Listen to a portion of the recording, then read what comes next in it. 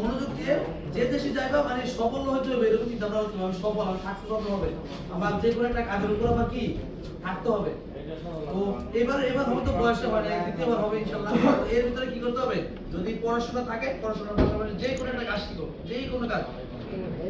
তো এটাও ভাবতে হবে আমি যে কাজটা করবো এটার উপরে কি আমি সবসময় থাকতে পারবো না, আমি দুদিন পরে চেঞ্জ করবো।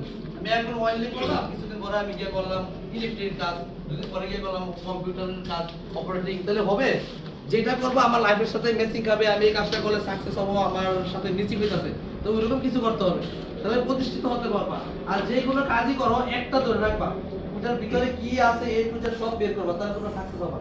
কারণ কি আজকে একটা কাজ করলাম, পড়াশোনার সাথে কাজ করলাম, এটা কষ্ট কম থাকে না, এটা কষ্ট, তুমি এটা সাইড আবার আরেকটা গেলাম, এইভাবে খালি কাজ চেঞ্জ করলাম, সাকসেস হলো না, একটা কি সিনিয়র কিছু হওয়া নাই।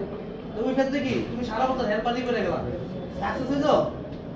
তাহলে সাকসেস হবে না। তাহলে যেটাই করো মনোযোগ সহকারে আমি এটা সাকসেস হইতে হবে, এটার ভিতরে কি আছে সব বের করবো, তাহলে প্রতিষ্ঠিত হতে পারবো। বুঝছো? জীবনে যাই করো উদ্যোগ একটা রাখতে হবে, আমি সফল হব। কি হবে?